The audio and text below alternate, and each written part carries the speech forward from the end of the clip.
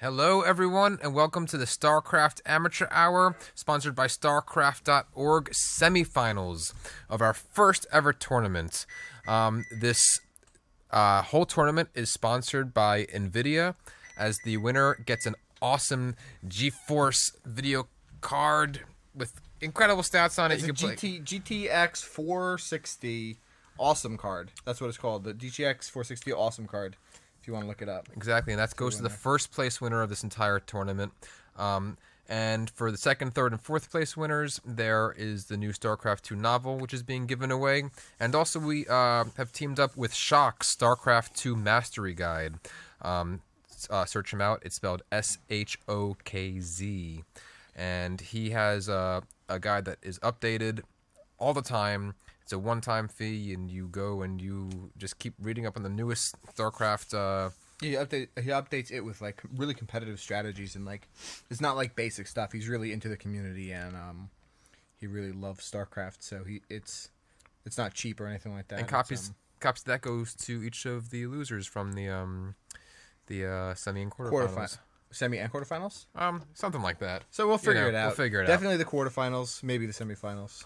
So because all the semifinal contestants also get a copy of the latest StarCraft novel. I talked about this. Oh, I wasn't paying attention because I had a really awesome drink over dinner. It was a blended mango vodka drink. Oh, it was so good. Yeah, I always hate when you get that when we're out to dinner together. Yeah, plus we both had like our sandals on and shorts, so we really looked like a couple. So anyways, I'm Guns Akimbo, and you are? Oh, I'm Negative Sons. And we're from StarCraft Amateur Hour. So, let's get into the game. Game number 1, which is between Fish Rapper. Yes. And Kenjum. So, all right. Protoss versus Terran on Blistering Sands. That's right. So this is the first of 2 semifinal matchups. They're best of 3 matchups. The first map in both semifinals is Blistering Sands, followed by, I believe it's called Delta Quadrant. And then if the matchups go to game 3, I believe the map that I said was Lost Temple, but I'm not positive. I think that's what it was. So we'll see. But we'll see when we get there. If I'm wrong, we'll obviously see, because the map will be different.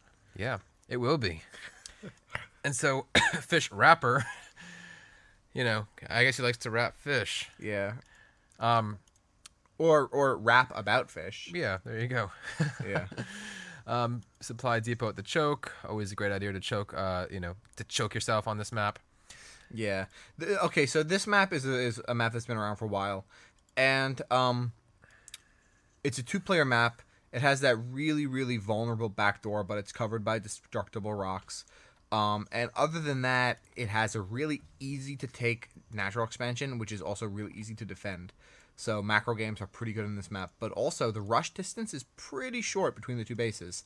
So we're probably going to see a lot of Zerglings on this game. Especially from natural to natural, the rush distance is super duper duper duper short. And both mains are pretty big, so it's easy to hide tech and stuff like that. So let's see how these players use this to their advantage, round 1. Yeah, I wonder if we're going to see... Oh, we have a probe about to die. Oh! Yeah.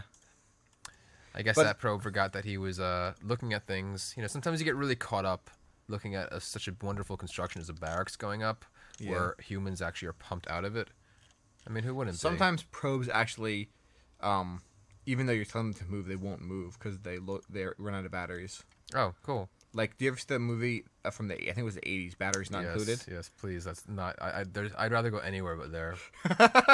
Those were all Protoss probes, just in case anybody wondered what that was in that movie. So we do have the first zealot being chrono boosted out to fill that little gap here. So we do have a nice choke going, choke going on from Kenjum. Wall-off choke, same thing. And a cyber core going down to follow it up. So I wonder if we're going to see just direct to warp gates, or if he's going for... I don't know what he's doing yet. Now, a lot of times you'll see the Protoss sort of build their cybernetic score a little further back in their base, both because up front it's vulnerable, and to hide whether or not they're going for a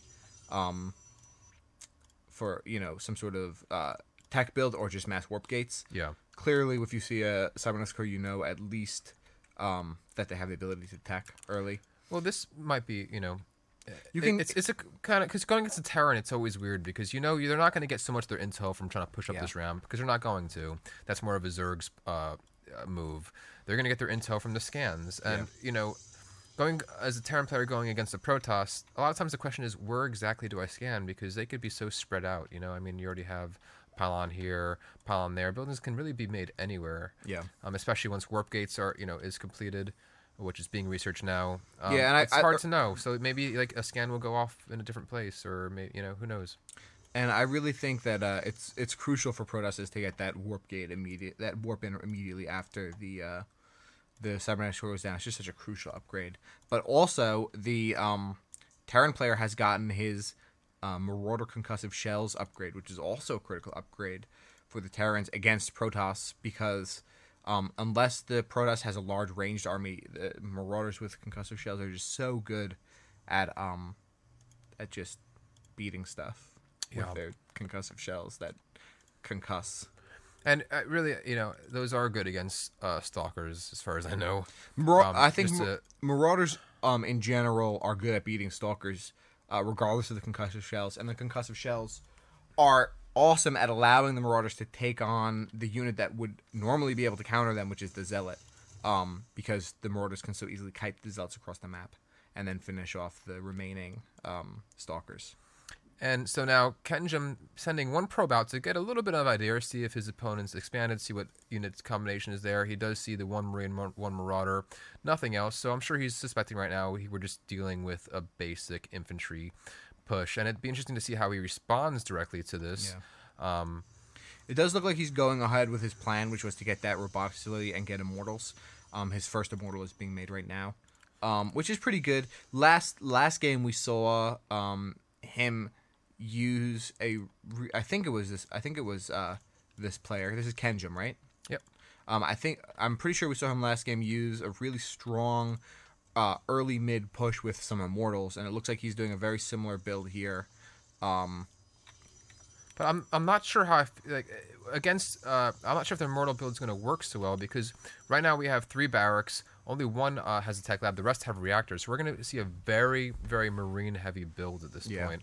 And it all depends on the hardened shield. Does that even come into play against? No, not against Marines, but it all depends on when the forces engage. I mean, Zealots are extraordinarily good at engaging Marines, especially if they have Guardian Shield backup. And the Immortals are also really good at killing Marauders. So I guess it really comes down to control if the armies are even. But the armies won't be even because the Protoss Kenjum is getting a robotic support bay for Colossus, which will tear through infantry. Right, completely wreck those Marines that we were talking about a minute ago. So it looks to me like if Fish Rapper would like to stay in the game, he's going to have to upgrade to something other than infantry. That's probably not going to cut it against the combination of Zealots, Immortal, and Colossus. Scan going down right now, so he does see this crucial. This scan is so crucial right now. Seeing that robotics bay, seeing it working, so he knows that the thermal lance upgrade is going to be come into effect. So I wonder if we're going to see a quick jump to Starport. Oh, right there, we do see a quick jump to Starport. Get a couple of Vikings out. Absolutely. Anything to try to take those Colossi out before they engage his all ground army. But we also do have a factory having gone down with a tech lab. Yep. So I'm guessing we'll also see some tanks or something. Just as you said, siege tank tech is being researched, and no tanks coming out just yet. Looks like I think it might be a little bit crucial for him to invest all of his money right now in a few Vikings. We do see a reactor coming out, so we can get 2 Vikings at once to take down any Colossi that come out. Might even be a good idea to, with his Vikings, try to come in here and snipe some Colossi before they get a chance to engage if these Stalkers can be caught off guard. I agree with you. This is turning. I'm excited to see how this plays out when the 2 players meet each other. I do like how actively Fish Rapper is scouting the map. He's constantly scanning his opponent's base, and he does have both of those Zelnaga watchtowers, as far as I can see from the little colored dots. 2 SCVs. So, really awesome Oh, actually, no, Kenjim took it over. owns There was one. an SCV before, though.